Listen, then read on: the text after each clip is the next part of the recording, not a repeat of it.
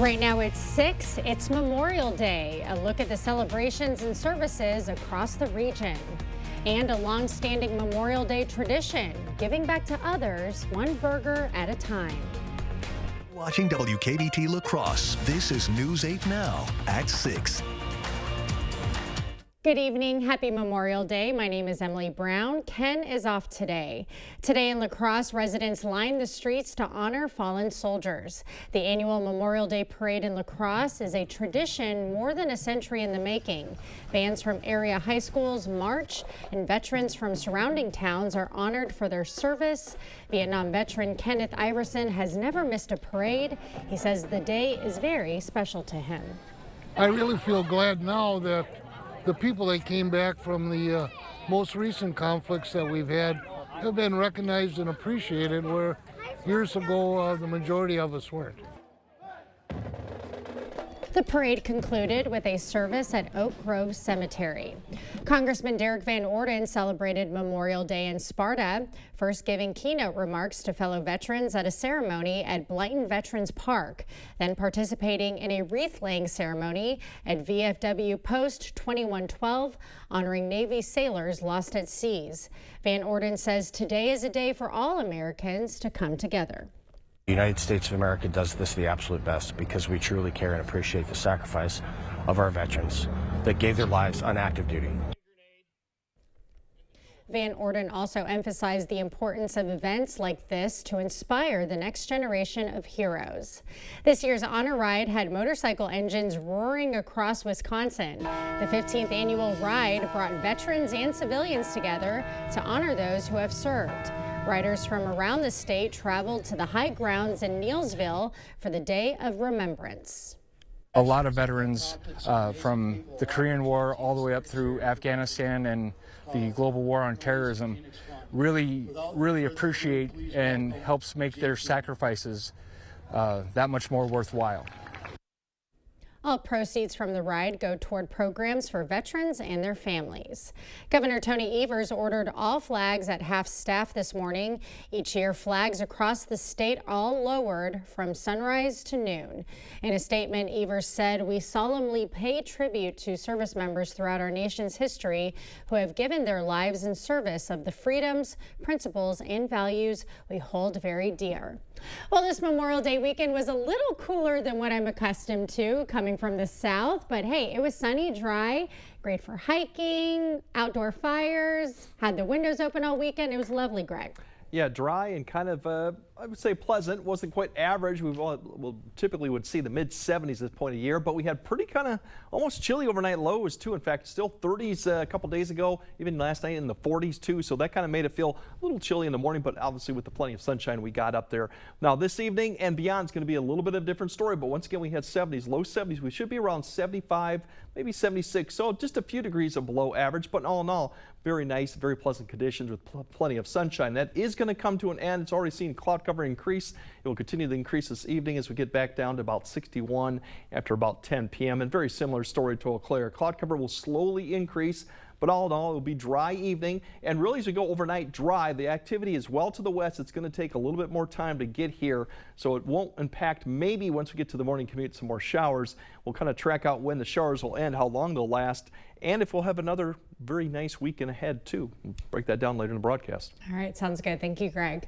Well, it's a hamburger stand serving up more than food this Memorial Day. News 8 Now's Allison Ferget has more from Prairie du Chien.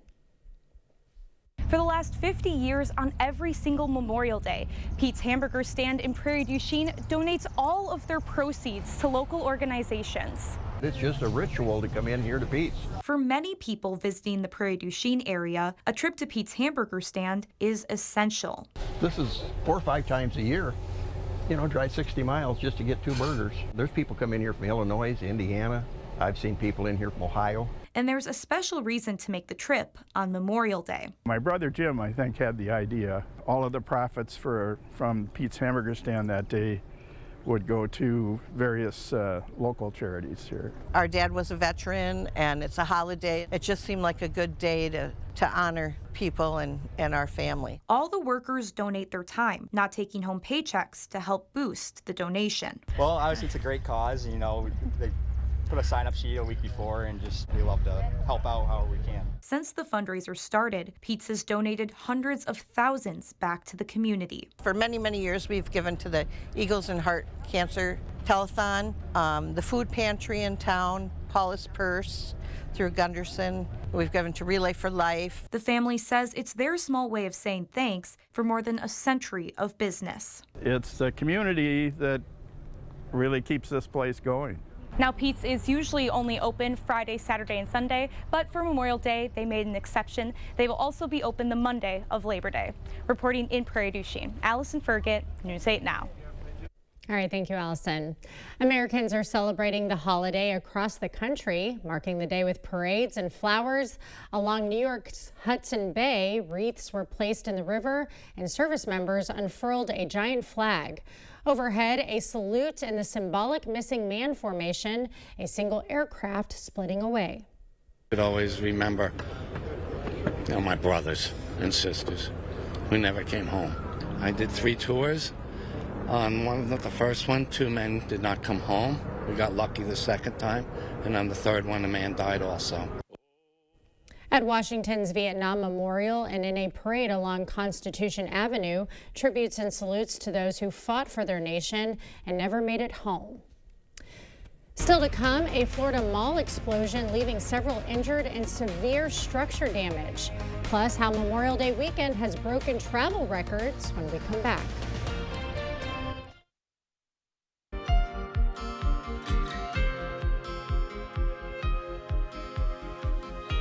Video shows a Penske box truck exploding in suburban Chicago. It happened over the weekend. A home security camera caught the blast. The driver was hurt but is okay. 4 homes nearby suffered some damage, and authorities say the blast was from a leaking propane tank being hauled in the truck. Well, 10 people were hurt in a propane gas explosion and fire in a strip mall in Miami-Dade County, Florida. Among those injured, the owner of the Caribbean's Heart restaurant, which was set hold to its grand opening just hours later. The incident caused part of the roof to collapse. The blast also impacted the other businesses in the strip mall. At least one nearby shop was deemed unstructurally safe. In England, a celebration quickly turned into tragedy at a parade for Liverpool's Premier League soccer championship victory. British authorities say they have arrested the man they believe drove a minivan into a crowd of fans at the parade in Liverpool. Britain's Prime Minister Keir Starmer called the scenes appalling and thanked police for their quick response. We believe this to be an isolated incident, and we are not currently looking for anyone else in relation to it. The incident is not being treated as terrorism. Authorities say more than 24 people were hurt in the incident and taken to the hospital. They were rushed away on stretchers while a number of people were treated at the scene. Well, millions of Americans are returning today from Memorial Day weekend destinations. There have been travel issues over the weekend for reasons including nasty weather and odd behavior. Meg Oliver is at the troubled Newark Liberty Airport. A scary moment thousands of feet up in the skies. Video captured this passenger being zip-tied and restrained by flight crews and other passengers at an all-Nippon Airways plane over the weekend after he allegedly tried to open the emergency exit doors mid-flight. Once I take you out of the seat, I'll escort you off the flight, okay? This video shows him being escorted off the plane in Washington by police, who say he was having a medical crisis and was later taken to a hospital for evaluation. This played out during the height of the Memorial Day travel rush, which has been a record breaker. The TSA reported Friday was its 3rd busiest day ever at airport checkpoints, screening more than 3 million people in a day. Overall, the agency expects 18 million will pass through its checkpoints through Wednesday. In Newark, Anthony Esposito was caught in the rush trying to make his flight to Europe. Coming in through the terminal, of course, as well as some traffic. And as you can see, a lot of the kiosks are pretty booked up right now, so it's taking a little bit of time to get through the terminals, but we're making our way. AAA projected 39.4 million to hit the roads, up 3% from 2024, with gas prices about 40 cents cheaper than last year. So the fact that car travel is so popular and that we're projecting a new record for it, that does indicate to us that perhaps over the summer we're going to see the same thing. This weekend was a big test for the TSA with recent Real ID requirements, but 93% of people are coming prepared with the proper documents. If you're hitting the road to go home, AAA says to do that before 2 p.m. Meg Oliver, CBS News, Newark, New Jersey. Still to come, what a new study reveals about climate change and its potential impact on the housing market. And unfortunately, the dry weather does come to an end. We do have some showers for a couple days along with cooler temperatures. We'll break down how much rain we'll see, and when we'll actually see 70s, even 80s once again. That all coming up on your first warm weather update after the break.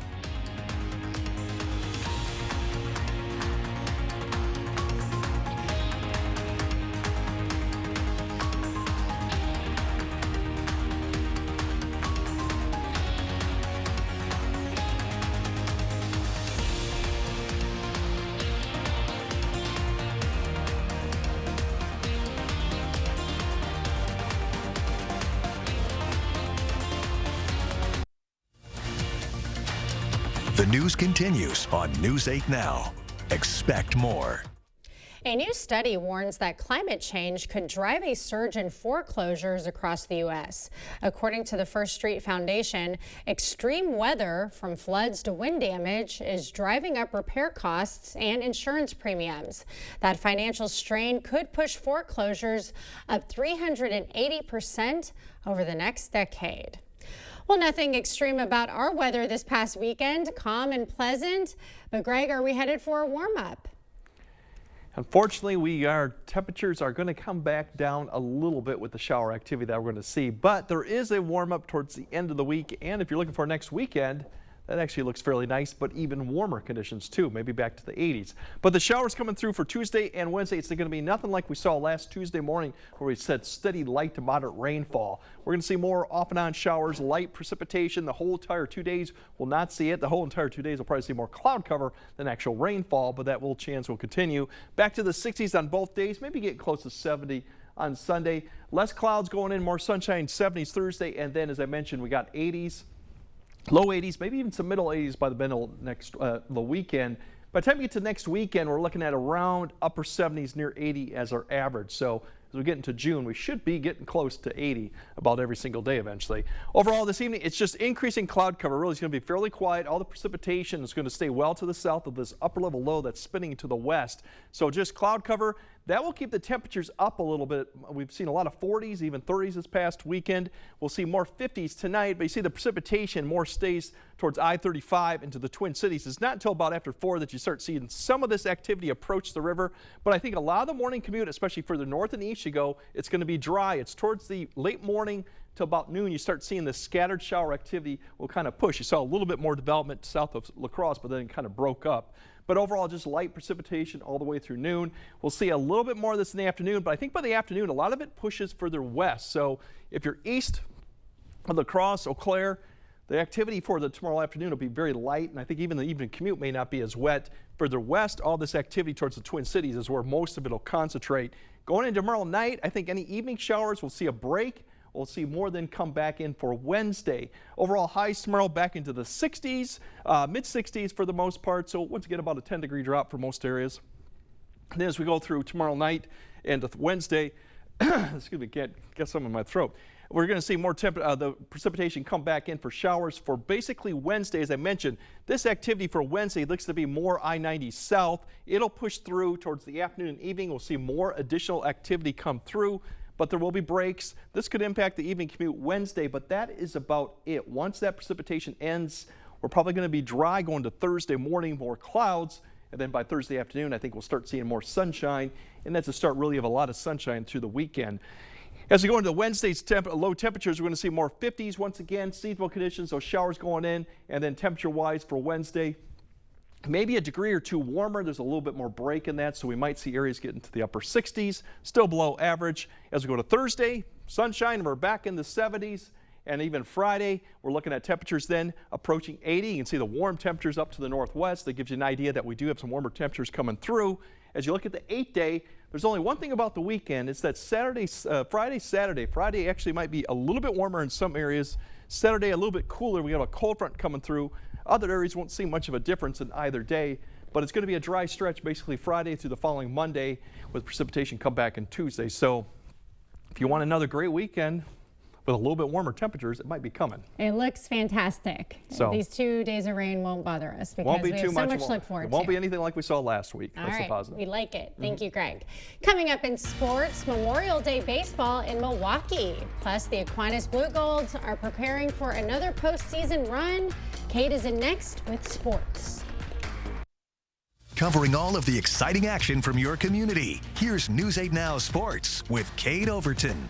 The high school spring sports postseason is ramping up, and this week the WIAA baseball begins their playoffs. A lot of area teams hoping to make a run at that state tournament, and one team is going up a division trying to defend their state title. The Aquinas Blue Golds have put together yet another solid season, finishing with a record of 18-3. They finished off the regular season picking up 2 straight wins over Holman to clinch a share of the MVC title. 2 years ago, the Blue Golds lost in the state championship game, but got back to that spot last season and picked up a win for the program's 3rd WIAA baseball state title. But now with their recent success, Aquinas is up in Division II. A little tougher challenge, but the team says they're focused on playing their game no matter the opponent.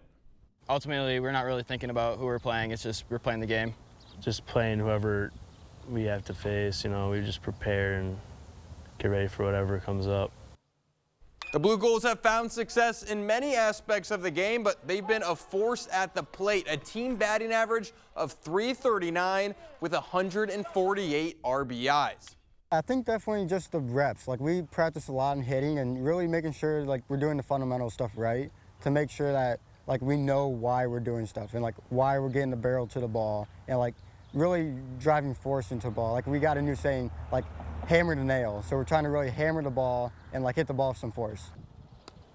The Blue Golds will begin their postseason hosting either Black River Falls or Bloomer on June 3rd. Well, the Brewers capped off the weekend with a win over Pittsburgh, as now they turn their attention to the Boston Red Sox for a 3-game series. And Milwaukee needs to find a way to get hot if they want to stay in this division race. Let's go to Milwaukee. Memorial Day baseball at American Family Field.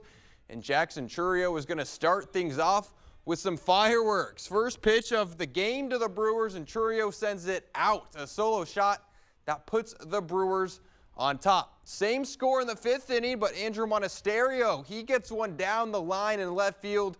Joey Ortiz rounds 3rd. He's in to score. Milwaukee up 2. Now a 1-run game in the 8th, but with the bases loaded, Eric Haas with the slow roller to 3rd, and he's there with an infield hit. Brewers take a 3-1 lead, as it would stay that way. Milwaukee takes it 3-2. The final. Game 4 of the Western Conference Finals tips at 7:30 on ESPN. I'll have an update from that one tonight at 10. That's all for sports. We'll be right back. All right, cloud cover will be increasing tonight. Cloudy skies. That'll keep the temperatures more in the 50s instead of the 40s or even 30s we've had the past several days. It will remain dry. The morning commute looks overall a few showers, but it's not going to be a widespread rain like we saw last Tuesday morning. Otherwise, getting a little bit milder Wednesday, and then finally the precipitation ends. We get back to 70s and 80s. So we got to get the umbrella out, and then we can throw it away for a week. Hopefully. Let's Hopefully hope. that is the plan. Let's hope. Let's hope. All right. Thanks for joining us at 6. We'll see you at 10.